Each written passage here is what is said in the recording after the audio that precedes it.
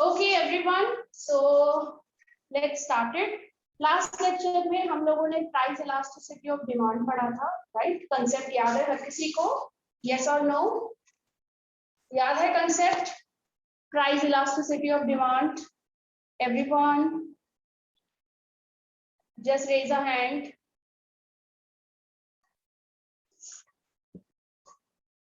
Yes, tell me.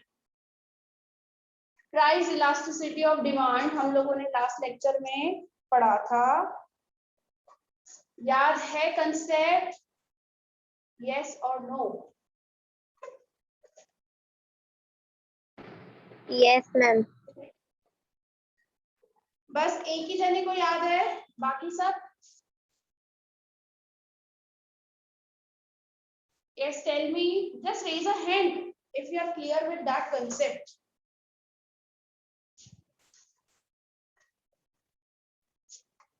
Yes, प्रेम, वंशिका, करण, आप लोग तो थे ना लास्ट लेक्चर में? Yes. तो फिर कंसेप्ट याद आ रहा है जो हम लोगों ने लास्ट लेक्चर में पढ़ा था? सैटरडे तो पढ़ा था हम Yeah. लोगों ने. Yes, ma'am. तो क्या था प्राइस इलास्टिसिटी, मुझे बताओ.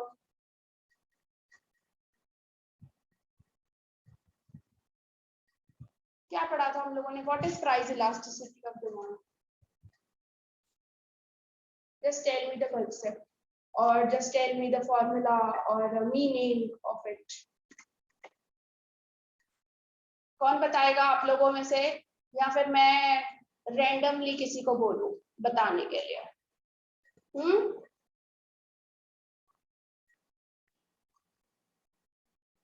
हाँ दिशा, क्या था price elasticity of demand concept? मुझे बताओ, समझाओ मुझे.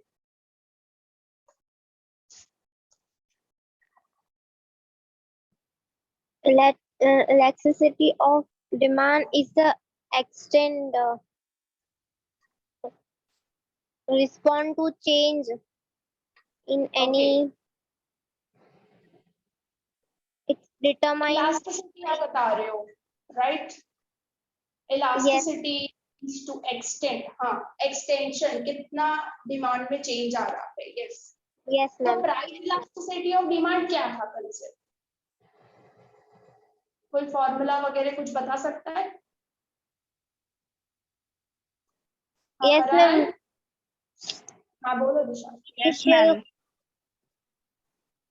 Initial quantity demand.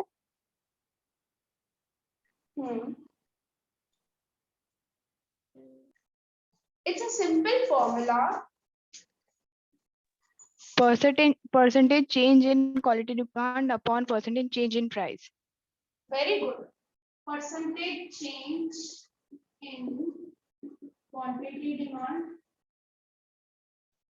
upon percentage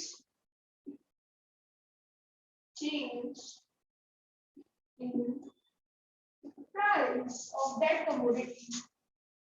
इतनी सिंपल तो फॉर्मूला थी हमारी, याद आ रही है सबको?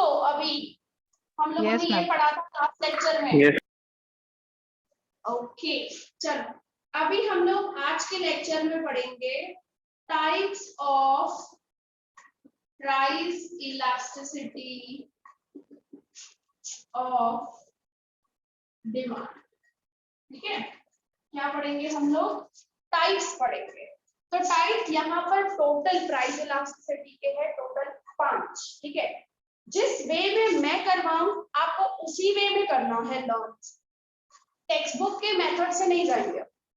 जिस तरीके से मैं करवा रही हूँ, जिस सीक्वेंस है, क्योंकि टेक्स्ट बुक में ऊपर नीचे दिया हुआ है, तो जिस सीक्वेंस से मैं करवा रही हूँ उसी सीक्वेंस से आपको समझना है. ठीक है, चलो ताकि लर्न भी हो जाए फटाफट से.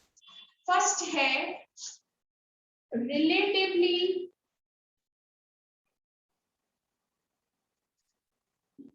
इलास्टिक डिमांड, जिसका शॉर्ट फॉर्म है RET, रेट. ठीक है, जहां पर प्राइस इलास्टिसिटी होगा हमारा मोर देन 1. ठीक है, प्राइस इलास्टिसिटी क्या होगा? More than 1. Second, relatively inelastic demand, जिसमें है RIED,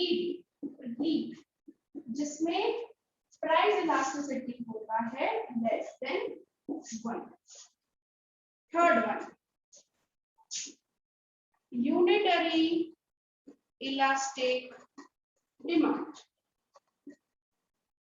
UED, जिसमें प्राइस इलास्टिसिटी होगा इक्वल्स टू 1.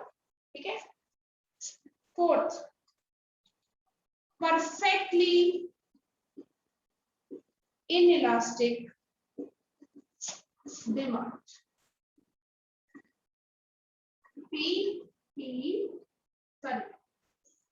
PIED, जिसमें हमारा elastic demand price elastic demand होता है equals to 0. And the fifth one, perfectly elastic demand, PED, जिसमें प्राइस इलास्टिसिटी होगा इक्वल्स टू इनफिनाइट. ठीक है. 5 आपको सामने है टाइप्स प्राइस इलास्टिसिटी के. याद करना कैसे है, देखो सबसे पहले हम लोग क्या लिख रहे हैं, रिलेटिव. रिलेटिव का मतलब होता है कंपैरिजन. कंपैरिजन में हमेशा मोर देन और लेस. ठीक है. क्या आएगा, मोर देन और लेस देन. यस. फिर है यूनिटरी इलास्टिक डिमांड. ठीक है, इक्वल्स टू 1. फिर है perfectly inelastic demand equals to 0. और फिर है perfectly elastic demand equals to infinite. तो स्टार्टिंग में रिलेटिव है और एंड में परफेक्टिव है. स्टार्टिंग में इलास्टिक, एंड में इलास्टिक, फिर इनइलास्टिक, फिर इनइलास्टिक, और बीच में क्या है, यूनिटरी. समझे. इसको याद कैसे करना है, सबसे पहले RED है, फिर RIED है, same as it is last में PED है, और सेकेंड लास्ट है PIED, और बीच में यूनिटरी इलास्टिक डिमांड. ओके, समझ आ रहा है. इतना नाम खाली everyone.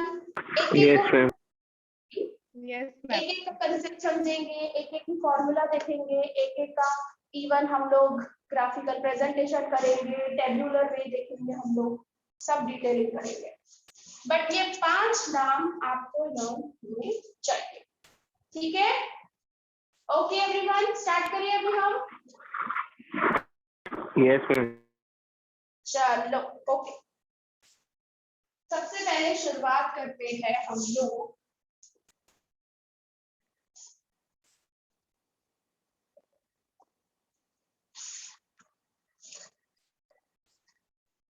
relatively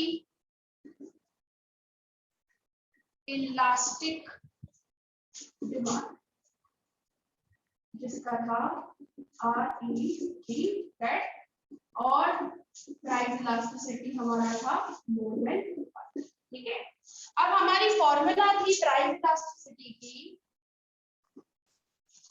percentage change in demand upon percentage change in price. ठीक है. अब ये जो हमारा इलास्टिसिटी है, प्राइस इलास्टिसिटी, वो क्या है, मोर देन 1 है. क्या है यहाँ पे, मोर देन 1. तो यहाँ पे मोर देन 1 मतलब 1 की जगह पे 2, 3, 4, 5, 6, 7 कुछ भी आ सकता है. तो हम लोगों ने लास्ट लेक्चर में 2 एग्जांपल सॉल्व किए थे, राइट. और पहले एग्जांपल में आंसर हमारा आया था 6. याद आ रहा है, यस और नो? यस. हाँ. तो वो कौन सा टाइप था, वो था रिलेटिवली इलास्टिक डिमांड, क्योंकि आंसर क्या आया था हमारा, मोर देन 1. आंसर हमारा आया हुआ था. समझे. तो और सेकंड वाले जो एग्जांपल था, सेकंड वाला एग्जांपल था हमारा आंसर आया था 1. तो वो क्या होगा, यूनिटरी इलास्टिक डिमांड. अब ये कंसेप्ट है क्या, इलास्टिक का मतलब होता है ज्यादा चेंज आना, जबरदस्त चेंज आना डिमांड, ठीक है। अभी सबसे देखो फर्स्ट चीज ये रिलेटिव इलास्टिक डिमांड मैं समझाऊं, ठीक है, बाकी चारों के चारों आप मुझे एक्सप्लेन करो, इतने इजी है, ठीक है। चलो अभी यहाँ पे मोर देन वन है, ठीक है, मतलब यहाँ पे मैं एग्जांपल ले रही हूँ कि प्राइस में 10% चेंज आ रहा है, ठीक है, और डिमांड में से फॉर एग्जांपल 20% चेंज आ रहा है। इसका मतलब क्या हुआ, यहाँ पे प्राइस राइज हो रहा है 10% से। जैसे ही किसी प्रोडक्ट का प्राइस बढ़ता है 10% जितना, मार्केट में उस प्रोडक्ट की डिमांड कम हो गई, कितने परसेंटेज, 20%। तो ये क्वांटिटी डिमांड हमारी हो गई कम, ठीक है। तो हमारा आंसर यहाँ पे क्या है, आंसर आया हमारा 2, तो इसका हमारा आंसर है 2। मतलब यहाँ पे चीज क्या हो गई कि ये कंसेप्ट को हम लोग क्या बोलेंगे, रिलेटिवली इलास्टिक, जहां पर प्राइस इलास्टिसिटी हमारा क्या होता है, मोर देन 1, और यहाँ पे हमारा आंसर क्या हुआ है, मोर देन 1, एक से ज्यादा आ रहा है। इसका मतलब क्या हुआ, अगर हम लोग इसको वर्ड्स में लिखे तो हम क्या लिखेंगे, relatively elastic demand refers to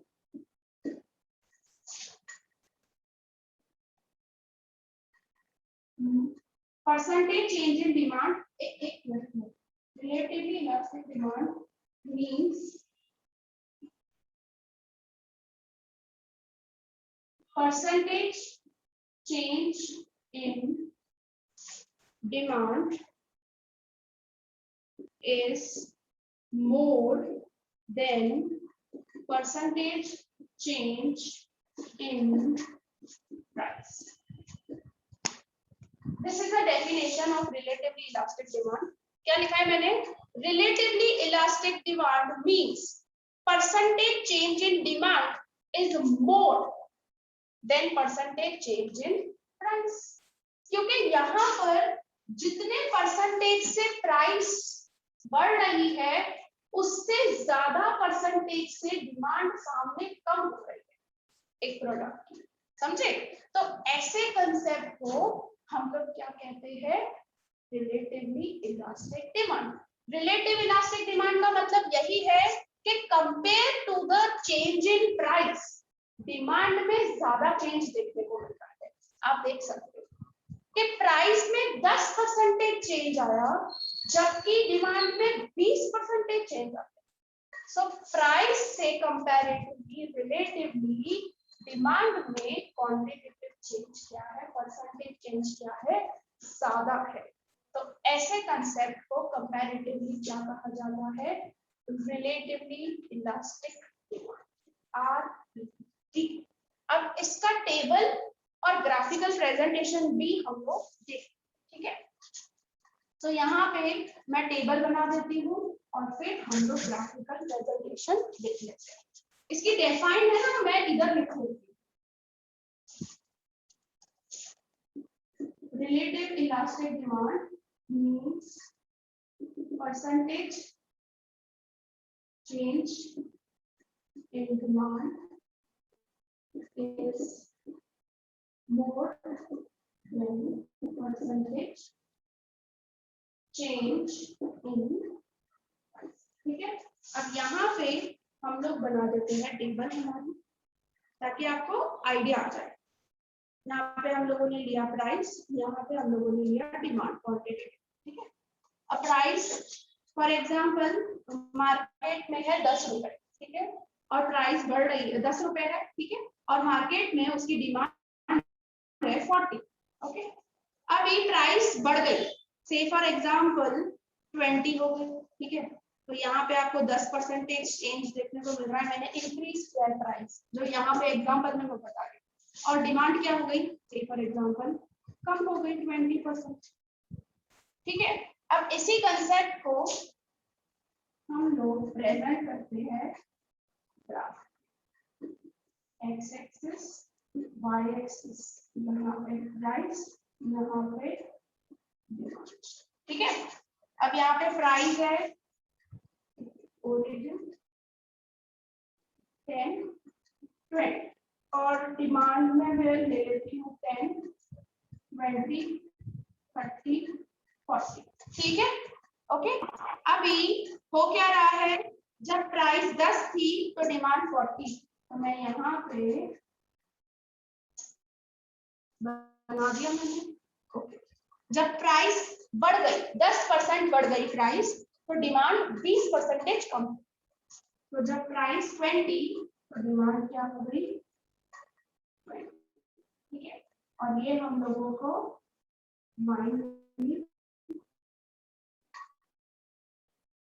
and this can be called as a relatively elastic demand curve। ठीक है, अभी देखो आपको दिखाई दे रहा होगा प्राइस में कितना चेंज आ रहा है और डिमांड में कितना चेंज। सो यहाँ पे क्वांटिटी डिमांड में ज्यादा चेंज आ रहा है compare to its price. Price में जितना चेंज आ रहा है उससे ज्यादा आ रहा है। सो इस कंसेप्ट को हम लोग क्या करेंगे, रिलेटिवली इलास्टिक डिमांड। एवरीवन समझ में आ रहा है सबको? Yes, tell me. Yes, ma'am. सबको समझ में आ रहा है? Yes. Yes, ma'am.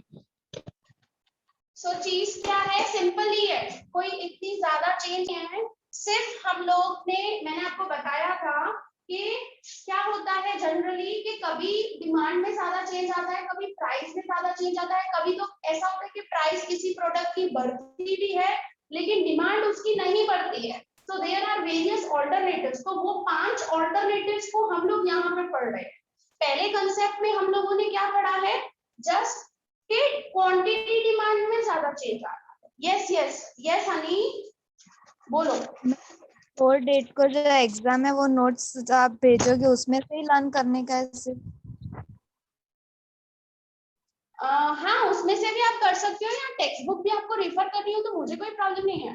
टेक्सचुअल आपको करना हो, टेक्स्ट बुक आपकी लैंग्वेज इजी लगती है आप वो करो, या फिर आपको इवन नोट्स करने हैं नोट्स करो, मुझे कोई प्रॉब्लम नहीं है। जो लैंग्वेज आपको इजी लगे आप वो करो, समझे? और मेन चीज क्या है, देखो हमेशा जो भी कंसेप्ट होता है ना, मैं वो बोर्ड पे लिखती हूँ।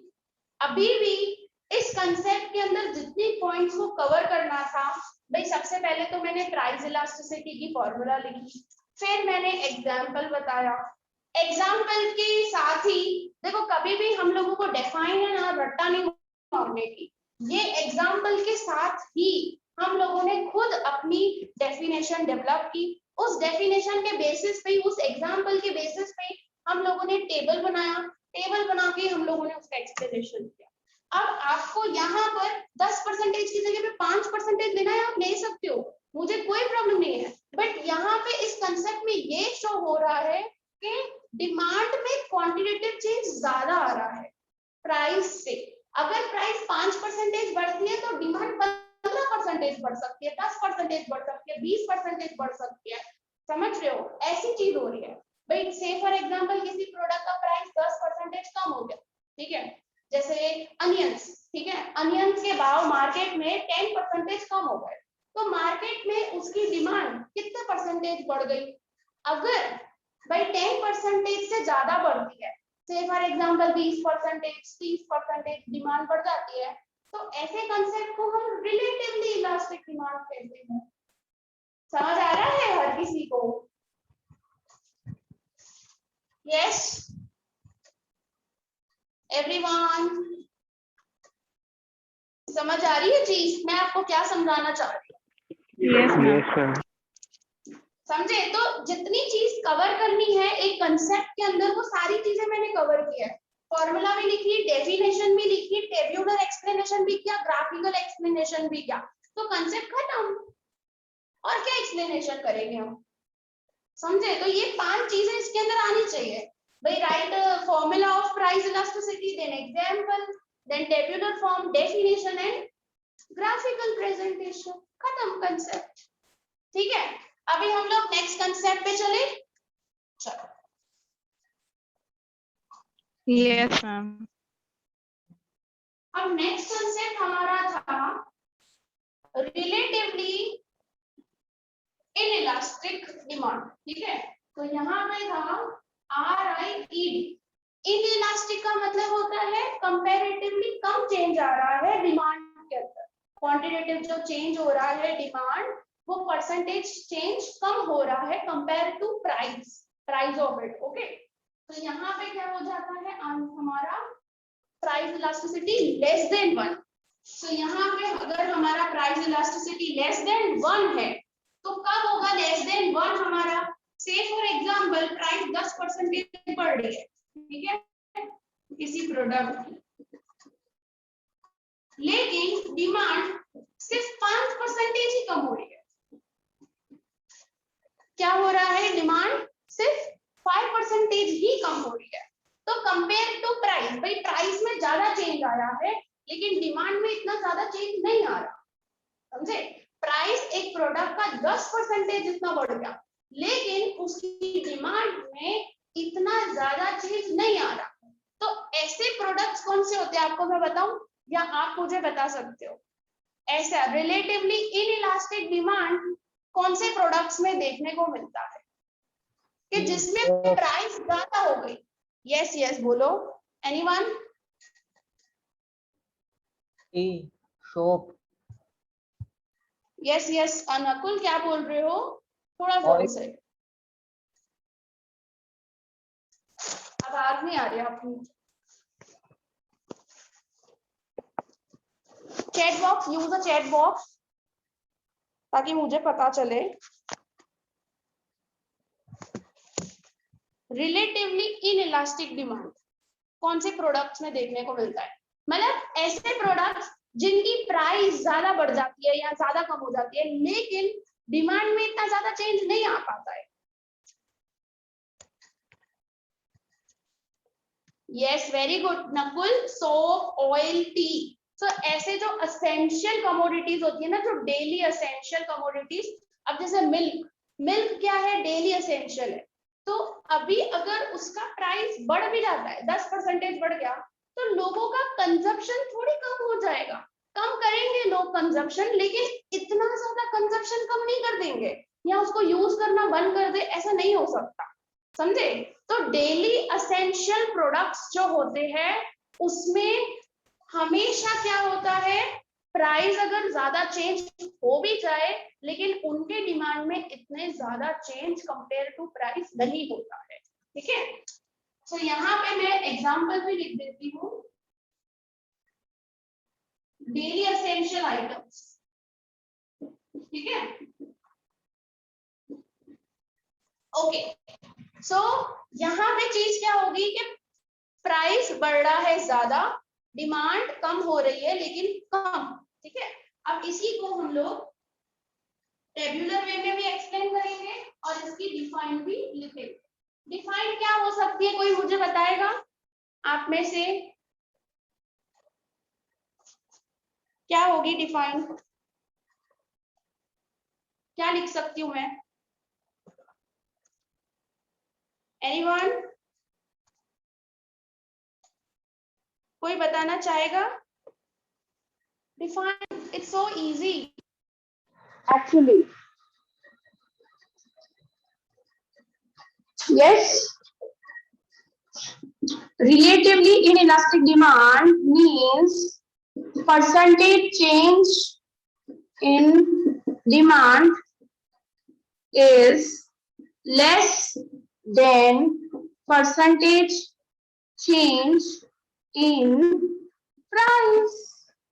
Simple. पहले जो लिखा था, अब पहले मोर देन लिखा था, अब लेस देन लिखेंगे क्योंकि हमारा कंसेप्ट ही है प्राइस इलास्टिसिटी. यहाँ पे लेस देन 1 है, तो उस कंसेप्ट को हम रिलेटिवली इनइलास्टिक डिमांड कहते हैं. चलो टेब्यूलर वे हम समझे, प्राइस और डिमांड. ठीक है, प्राइस 10 है मार्केट में किसी प्रोडक्ट की, ठीक है, फॉर एग्जांपल और सामने से फॉर एग्जांपल 20 डिमांड है, ठीक है, परसेंटेज वाइज ही ले रही हूँ मैं, ठीक है, रुपीज नहीं ले रही हूँ। अगर डिमांड से फॉर एग्जांपल 20 हो गई, मतलब 10% डिमांड बढ़ गई, ठीक है, ये परसेंटेज ही ले रही हूँ प्राइस, और डिमांड में से फॉर एग्जांपल 15%, तो ये कितना हुआ, 5% लेस हुआ, ठीक है। टेबल समझे, ठीक है, थोड़ा बड़ा कर देती हूँ। X axis, Y axis, origin, नीचे डिमांड, ऊपर प्राइस, वाई एक्सिस पर। चलो प्राइस तो है हमारा 10, 20, ठीक है, या मैं ले रही हूँ 10, 15, एक सेकंड, 5 लिखना पड़ेगा, 5, 10, 15, 20, यहाँ पे भी 5, 10, 15, 20, ठीक है। अभी प्राइस 10 थी, डिमांड 20, ओके। अब प्राइस 20 हो गई और डिमांड हो गई 15,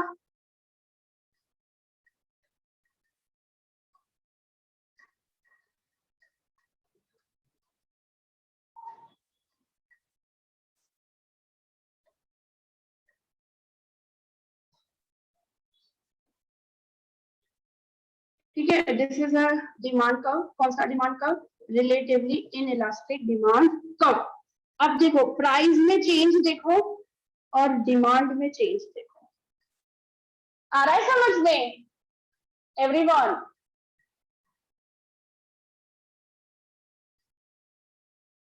यस, टेल मी यार,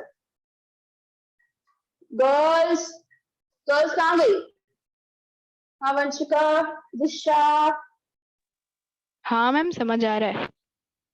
हनी, ठीक है। तो ये हो गया रिलेटिवली इनइलास्टिक डिमांड, जिसमें प्राइस ज्यादा चेंज हो रहा है और डिमांड में चेंज कम आ रहा है, ठीक है। तो उसका ग्राफिकल प्रेजेंटेशन हो गया। अभी हम लोग समझते हैं नेक्स्ट। नेक्स्ट हमारा है unitary elastic demand, third one, unitary elastic demand,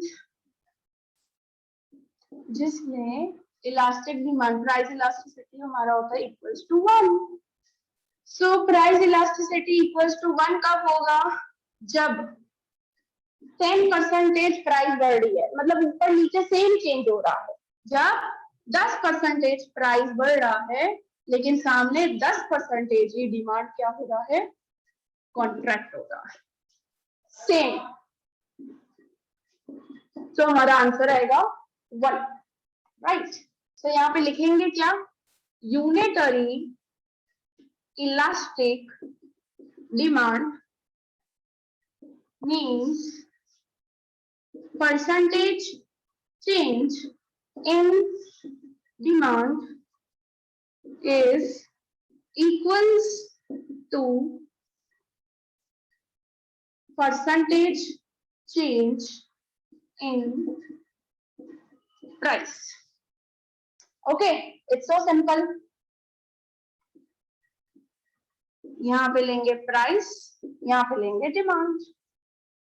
price से फॉर एग्जांपल 10 है मार्केट में, डिमांड है 20 की, 20 यूनिट्स की फॉर एग्जांपल, या 20% ले रहे, प्राइस बढ़ गई 20 रुपीज हो गई, डिमांड कम हो गई 10 पे।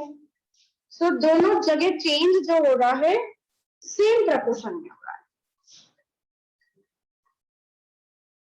ये एक्स एक्सिस, ये वाई एक्सिस, ये ओरिजिन, यहाँ पे क्वांटिटी डिमांड और यहाँ पे प्राइस 10, 20, 10, 20, ठीक है। जब 10 था प्राइस तब 20 थी डिमांड, जब प्राइस बढ़ गया 20 तो डिमांड हो गई कम। ठीक है,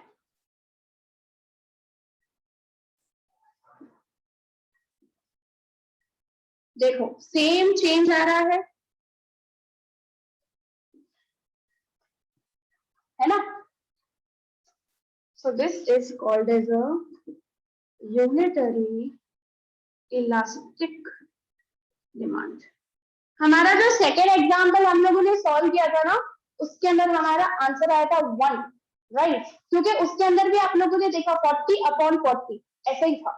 मतलब जितना चेंज प्राइस में आ रहा है उतना ही चेंज डिमांड के अंदर भी हो रहा है। अगर प्राइस 10% बढ़ती है तो सामने डिमांड भी 10% ही कम होगी, या प्राइस 5% बढ़ती है तो डिमांड भी 5% कम होगी, या प्राइस 10% कम हो गई तो डिमांड 10% बढ़ गई, सेम प्रपोर्शन में, समझे। तो इस कंसेप्ट को हम लोग क्या कहते हैं, unitary elastic demand means equals to 1। ठीक है, क्लियर हुआ ये कंसेप्ट, आगे बढ़े, यस और नो। Yes, ma'am. चलो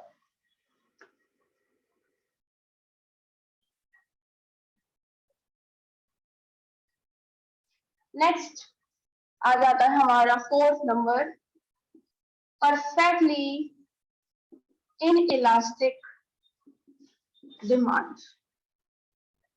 PIED, जिसमें प्राइस इलास्टिसिटी हमारा होता है 0।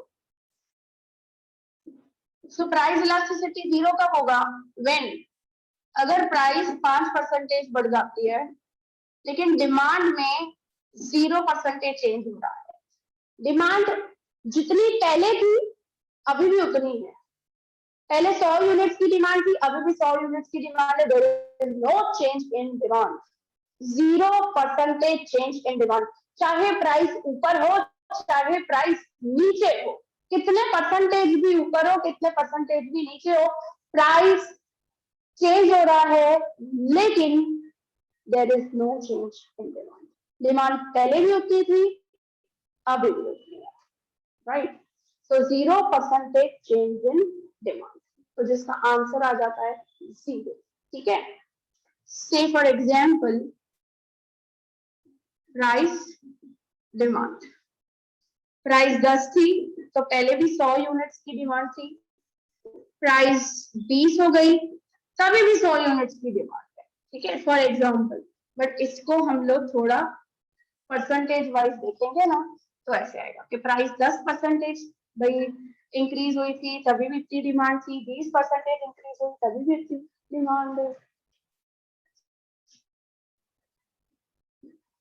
एक्स एक्सिस वाई एक्सिस 0, सो ये 10 20 30, यहाँ पे भी 10 20 30। जब प्राइस 10 थी तभी भी डिमांड 10 थी, जब प्राइस 20 हो गई तभी भी डिमांड इतनी है। सो इसका जो ग्राफ बनता है वो ऐसा वर्टिकल बनता है, देखो इस तरीके से खड़ा हुआ। सो इसको हम लोग बोलते हैं परफेक्टली इनइलास्टिक डिमांड। सो जिसकी डिफाइन होगी क्या, perfectly inelastic demand refers to no change, no percentage change in quantity demand relates to percentage change in price। इसका ग्राफ कैसे बनता है, वर्टिकली ऐसे, this is a demand this is a price. ठीक है, समझ आ रहा है हर किसी को, यस और no. Yes, ma'am. Yes Amit, आपको समझ में आ रहा है,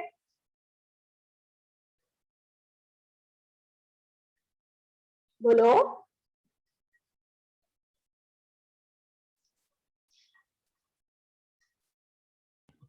आदित्य आप न्यू आए हो? जी जी जी बोलो। मैम आप एक बार फिर से समझा सकते हो? ये वाला कंसेप्ट, यस मैम। हाँ देखो इसमें क्या बताया हुआ है, परफेक्टली इनइलास्टिक डिमांड है, ठीक है। परफेक्टली इनइलास्टिक का मतलब क्या होता है कि परसेंटेज चेंज डिमांड में नहीं हो रहा है। जितना पहले डिमांड था, जितने यूनिट्स था, अभी भी उतना ही डिमांड है, भले ही उसका प्राइस इंक्रीज हो या प्राइस डिक्रीज हो। परसेंटेज चेंज प्राइस में हो रहा है 10%, भाई एक प्रोडक्ट का प्राइस 10% बढ़ गया, ठीक है, बट मार्केट में उसकी डिमांड इंक्रीज नहीं हुई, उतनी की उतनी ही है। No change in percentage demand, कोई भी चेंज नहीं आ रहा है। तो ऐसे कंसेप्ट को हम लोग क्या कहते हैं, परफेक्टली इनइलास्टिक, जहां पर हमारा प्राइस इलास्टिसिटी क्या हो रहा है, जीरो।